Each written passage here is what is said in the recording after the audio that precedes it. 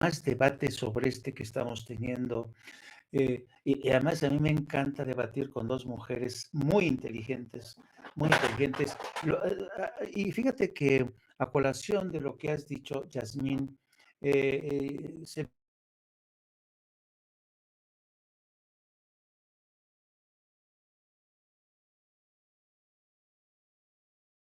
Aló, aló, ¿me estoy escuchando? Bueno, están tocando base.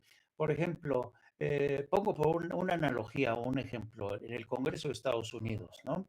Los diputados y los senadores de Estados Unidos, cada vez que regresan a sus distritos a tocar base, no, hombre, les va como en feria, les avientan jitomatazos, huevazos. ¿Por qué? Porque no están respondiendo a las expectativas de los ciudadanos, ¿no? Y ojalá se impusiera esa cultura, ¿no? De rendición de cuentas de los diputados, de los senadores que van, organizan asambleas en sus distritos, en sus pueblos, en sus municipios. Parece, señores, ¿cómo voy? ¿Voy bien? ¿Retrocedo? ¿Me adelanta? Ese tipo de cultura, ojalá que se diera más en México.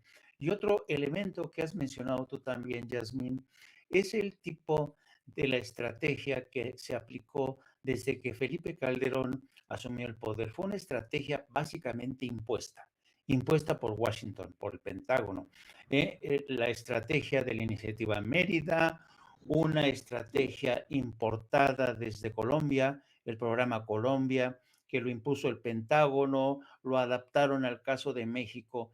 Pero pónganse a pensar, ese ejército que sacaron a las calles fue entrenado en la base militar, por ejemplo, de Quantico en Virginia, y ese ejército fue entrenado para matar, nada más. Un grado de letalidad impresionante. Y ahora que México está diciendo nosotros, no el Pentágono, nosotros, el ejército mexicano va a entrenar a la Guardia Nacional para justamente adaptar a las circunstancias de cada estado, de cada región, pues yo no entiendo por qué los diputados de la oposición no entienden este concepto de crear una estrategia. Pues yo nunca he visto cómo hasta ahora el ejército mexicano, la Secretaría de Defensa Nacional, está trabajando a partir, diseñando una estrategia made in México, hecha en México. Y ojalá que esto lo entendieran los líderes de la oposición. Y de aquí me iría, después de estas dos reflexiones, me iría nuevamente con Andrea para preguntarle lo siguiente. Realmente, a mí ya, si yo fuera diputado de la oposición, ya me tienes comprado, me tienes de tu lado, ¿no? Pero ¿qué es lo que pasa, Andrea? Que desafortunadamente vivimos todavía entre una clase política que responde a este modelo patriarcal, ¿no? Y una clase política que dice, bueno, esta niña, Andrea Chávez de Morena, ¿qué me va a enseñar a mí? ¿No? ¿Qué me va a decir? ¿No? Y por eso mismo, esta, este pensamiento, este deseo tuyo de que ojalá, yo también te acompaño en eso, ojalá que la oposición tuviera esta capacidad de reflexión para entender que es el momento de pedir de perdón, de decir, mea culpa, nosotros causamos este desastre, nosotros causamos tantas muertes, vamos a cambiar, vamos a acompañar en este proceso, porque se trata de una razón de Estado, una razón de seguridad que está pensando en las próximas generaciones y no en las próximas elecciones. ¿Qué dices, Andrea? Así es, yo creo que eso es lo más importante, ¿no? Muchas veces en política se tiende a olvidar que vale la falacia dominen, vale en política el sujeto de enunciación, vale quien otorga el mensaje, ¿no? Yo creo que no es lo mismo hablar de estrategia de seguridad si se habla desde una curul que está representada por una persona cuyo nombre es Margarita Zavala, que estuvo muy de cerca justamente de la estrategia fallida de combate a la inseguridad que se dio en el sexenio de Felipe Calderón, a una curul que está integrada, por ejemplo, y lo decía yo en mi discurso, por una joven que vivió en aquellos años, en la época más difícil, en el epicentro de la guerra contra el narco, que nos posicionaba a Ciudad Juárez como la ciudad más peligrosa del mundo, incluyendo a ciudades que se encontraban en plena guerra con Estados Unidos en el Medio Oriente, ¿no? Yo creo que es importante fijarnos en las experiencias vividas de cada una y cada uno de los legisladores.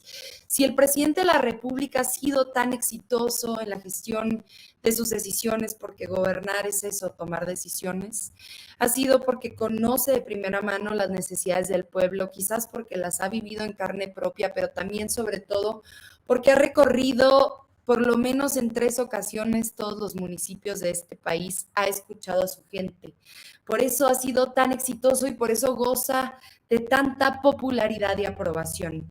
Yo les digo a los y las senadoras de oposición, si no quieren escuchar siquiera a sus gobernadoras y gobernadores, que es lo poquito que les queda, salgan a sus distritos, salgan a sus entidades federativas, recorran una plaza pública, quizás elijan una sección electoral o una colonia. En Morena les podemos enseñar cómo recorrer casa por casa, puerta por puerta, y pregunten a diversos sectores de la población, pregúntenles a las amas de casa, pregúntenles a los jóvenes, pregúntenles a los hombres trabajadores, jóvenes, pregúntenles a los adultos mayores. ¿Qué les parece la estrategia de combate a la inseguridad que presenta el presidente de la República? No hoy, sino que presentó desde hace muchos años dentro de este plan o proyecto alternativo de nación y que se votó de manera histórica en 2018, dándole la victoria para conducir los trabajos del Ejecutivo Federal. Pregúntenles a ellos, pregúntenles a ellas. Estoy segura de que si ustedes se dicen integrantes de un partido político y como sabemos todas y todos, pues el objetivo de los partidos políticos es ganar elecciones. Estoy segura de que cambiarán de estrategia y se darán cuenta de que lo más importante es escuchar al pueblo de México para que les den su voto de confianza o para que les retribuyan eso que ustedes harán en el Senado de la República en las próximas elecciones. Muchos me preguntaban, oye Andrea, ¿por qué crees que el PRI finalmente decidió romper su moratoria legislativa? Bueno, yo creo que 2 razones. Primera, les dio muchísimo temor eso que generó la reforma eléctrica, en donde el pueblo de México les cobró factura al haber votado en contra de bajar los precios de la luz, de algo tan sencillo y noble como eso. Y les da terror que les siga cobrando factura para la segunda razón. Se acercan 2 procesos electorales, Estado de México y Coahuila. Yo creo, francamente, que esa parte del PRI de verdad tiene terror de perder 2 de sus bastiones, que son el Estado de México y Coahuila, y entonces justamente está presentando este proceso de reivindicación y esta nueva manera de ejercer, la posición opositora al presidente de la República, al proyecto de la Cuarta Transformación, con profunda responsabilidad para que por lo menos mantengan cierta competitividad en estos próximos procesos electorales y próximamente, seguramente en 2024, con la presidencia de la República. Yo creo que su visión es sumamente pragmática, porque lo es. Nosotras y nosotros tenemos valores. Yo no me atrevería a decir lo mismo a lo mejor del Partido Revolucionario Institucional. Su visión es profundamente pragmática, pero es útil si quieren. Y yo esa visión la agradezco. Luego me dicen también, oye Andrea, ¿y no te sientes como medio rara votando cosas que presenta el PRI a favor? Y sí, claro, me siento rara, ¿no? Porque veníamos de la lucha social, de movimientos que no estaban acostumbrados a hacer gobierno, que no estaban acostumbrados a convocar a la unidad, no estábamos acostumbrados a llamar a otros grupos que son externos a nuestro partido o movimiento a fortalecer nuestra nación, y ahora lo tenemos que hacer. Es una posición difícil, por supuesto que lo es, pero yo prefiero llegar a mi distrito, yo prefiero llegar a mi entidad federativa, yo prefiero llegar a mi circunscripción con resultados, en lugar de decir me mantuve pura ideológicamente. Prefiero decirles el presidente de la República sigue contando con las Fuerzas Armadas y con la Guardia Nacional para preservar y garantizar la seguridad de tu familia. Eso es lo que yo prefiero hacer. Así es que, partiendo de esta responsabilidad, partiendo de esta enorme honestidad, porque yo creo que nos damos cuenta cuando un político nos está hablando con un discurso que le escribió algún asesor, que no trabajó él, que no parte de una experiencia, que no parte de un dolor. Hacemos política porque nos duelen las cosas, y a mí me duele particularmente saber que todavía no hay justicia para esas víctimas de la guerra sucia. A mí me duele particularmente saber que no hubo justicia para las víctimas de la matanza en Tlatelolco, con la Plaza de las Tres Culturas, en donde se le privó de vida a estudiantes que querían hacer patria y querían democratizar las instituciones. A mí todavía me duele y me revuelve la panza saber que no sabemos el paradero de los 43 estudiantes desaparecidos en Ayotzinapa. El ejército mexicano estuvo involucrado en eso, sí, es así, y lo reconocemos.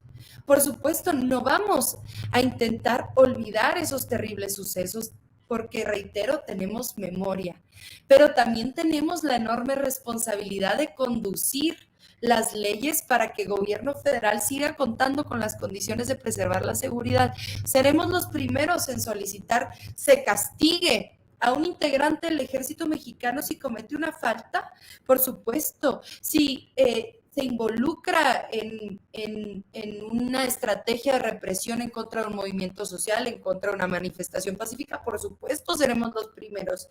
Pero de ahí a decir que ya estamos bien y el ejército y las Fuerzas Armadas en su conjunto pueden regresar a los cuarteles y la Guardia Nacional ya está consolidada, eso sería mentirle al pueblo de México. Y discúlpenme, yo no sé ustedes, yo no estoy acostumbrada a mentir, y menos si me está viendo tanta gente en Sin Censura, y menos si estoy utilizando la tribuna con la frase preciosa en letras de oro, la patria es primero.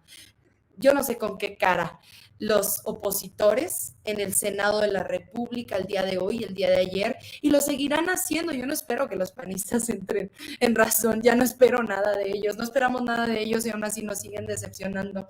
Yo no sé cómo se atreven a seguirnos mintiendo teniendo esa frase detrás, la patria es primero. Dejemos al lado las diferencias, los distingos, dejemos al lado todo eso que nos separa y unámonos en favor de la seguridad, unámonos en favor de la paz, unámonos en favor de ya eliminar ese lastre de los desaparecidos, de los asesinados, de los extorsionados, de los secuestrados. Por favor, iniciemos con un proceso de reconciliación nacional. Eso es lo que el presidente de la República nos ha dicho, y para reconciliarnos necesitamos a la contraparte, en donde están estos partidos opositores, en donde, pues, por supuesto, estamos invitando a participar. Les estamos dando, con todo y nuestros dolores que sabemos que generaron ellos, la posibilidad de reivindicarse, la posibilidad de pedir perdón, porque yo, al igual que el presidente, soy de la idea de sí, perdón, no olvido. Pero ojo, y esto quiero dejarlo muy en claro, yo no soy una autoridad judicial, yo no estoy perdonando ningún delito, todos los delitos tienen que llegar, tienen que tener una reparación, tiene que tener acceso a la verdad y tiene que haber castigo ejemplar de acuerdo al Código Nacional de Procedimientos Penales, de acuerdo al Código justamente penal, pero yo como diputada federal sí hago un llamado a la reconciliación, entendiendo en que tenemos que tener acceso a la verdad, acceso a la justicia y herramientas para preservar la paz. Eso es lo más importante, y además, para cerrar, un proceso colectivo de reconocimiento de la responsabilidad compartida que significa la seguridad de las y los mexicanos. No es solo del presidente de la República, no es solo de la Secretaría de la Defensa Nacional, no es solo de la Secretaría de Seguridad Pública y Protección Ciudadana, no es solo de un gobernador, no es solo de una presidenta municipal, es de todas y de todos nosotros. Así es que, pues, la invitación está abierta, síganos echando la mano como hacen todos los días, militando en redes sociales, exigiéndoles a través de los correos institucionales a sus senadores de la República votar esta reforma constitucional. Sigan conversando con sus amigas, con sus amigos, en los barrios, en las plazas públicas, los domingos, en la comida familiar, sobre todos los temas, porque tener una sociedad informada nos posibilita seguir democratizando todos estos procesos y a seguir fortaleciendo las respuestas que tenemos que dar a los grandes problemas de este siglo, y uno de ellos es justamente el tema de la inseguridad. Señoras y señores, pocas veces he podido yo ser testigo de una clase en directo de lo que yo llamo de realpolitik, de política real.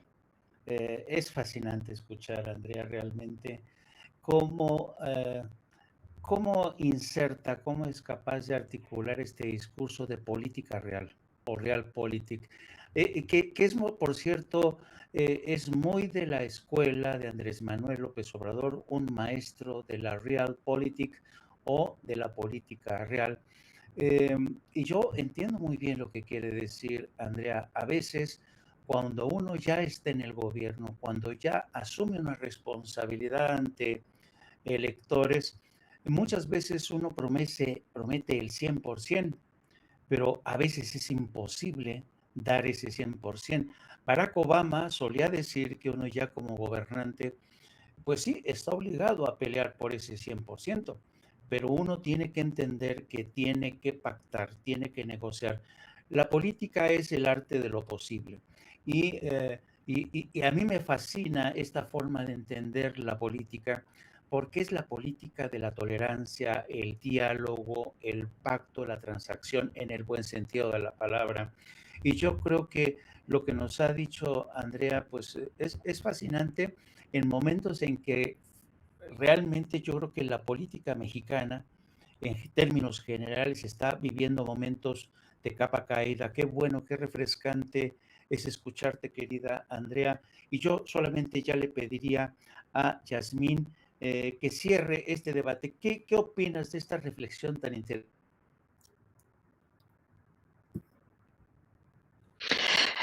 Cerraría, por supuesto, agradeciendo muchísimo que Andrea nos haya acompañado, que nos haya compartido estas reflexiones que, como bien dice, son bien importantes.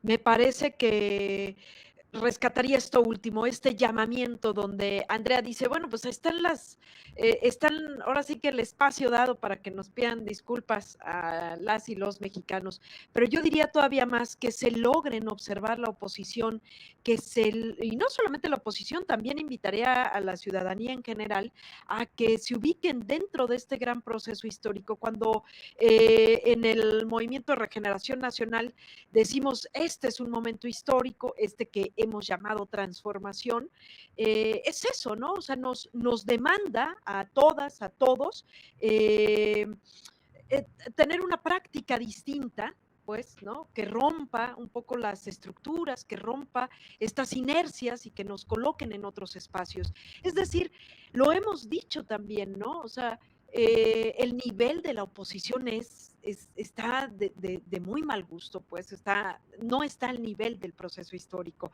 Nadie dice que piensen igual que nosotras y nosotros, pero hasta para tener este diálogo, tener estas reflexiones, poder llegar a acuerdos, poder hacer política con ellas y con ellos, tenemos que estar en la misma sintonía del proceso histórico.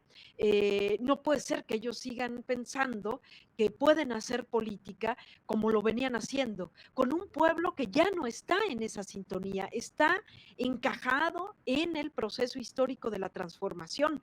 Por eso es que no logran encajar. Nadie dice que se vengan a Morena, no, o sea, lo que queremos es que se vean como la propia oposición de la Cuarta Transformación. A mí me parece que nos exige, pues, ¿no? Estar en nuestra sintonía. Yo todavía hasta diría que esto último donde dice Andrea, pues muchísimas gracias también a quienes siempre están pendientes en el activismo en las redes, que estén pendientes lo que hacen los diputados, pero también pues encajarnos como ciudadanía inteligente, como la ciudadanía consciente que nos exige esta cuarta transformación, pues estar a tono, ¿no? Siempre lo decimos desde el Instituto Nacional de Formación Política, proponemos espacios justamente de debate y de reflexión, ojo, serios, no como los que estos que hay en algunas televisoras, donde no hay un debate serio y profundo. Nosotros, a diferencia, pues proponemos con compañeros, compañeras, especialistas de talla como Andrea, que nos pueden llevar con muchos más elementos a reflexionar desde la realidad y para cambiar nuestras realidades. Desde el Instituto Nacional de Formación Política les invitamos a seguir nuestras redes sociales, por supuesto, y siempre hablamos de esta plataforma Morenflix, que es parecida a la otra, pero en Chairo, donde podrán encontrar contenido profundo, serio, consciente y pues hecho en casa, ¿no? Básicamente. Muchísimas gracias por el espacio. Te agradezco muchísimo, Jaime, por supuesto. No, gracias a ustedes dos. Realmente yo creo que coincido contigo, Yasmín, que es importante tener este tipo de debates de altura, profundos, de calado, porque yo creo que son muy edificantes y sobre todo con personajes como Andrea Chávez, que realmente su voz es tan refrescante. Yo francamente agradezco haber sido parte de esta mesa, así es que gracias a las dos. Querida, gracias Andrea también, por favor. Gracias por haber estado con nosotros en este espacio de Cuarto Grado. Muchas gracias a las dos. Les mando un beso a todas, a todos. Muchas gracias, como siempre, a la audiencia de Sin Censura. Gracias, Jaime. Gracias, Yasmín, por la paciencia, por las enseñanzas, por los aprendizajes. Muchísimas, muchísimas gracias y aquí estaré pronto. Perfecto, pues muchas gracias a las dos. Y amigos y amigas, ha llegado el momento de irse a planchar.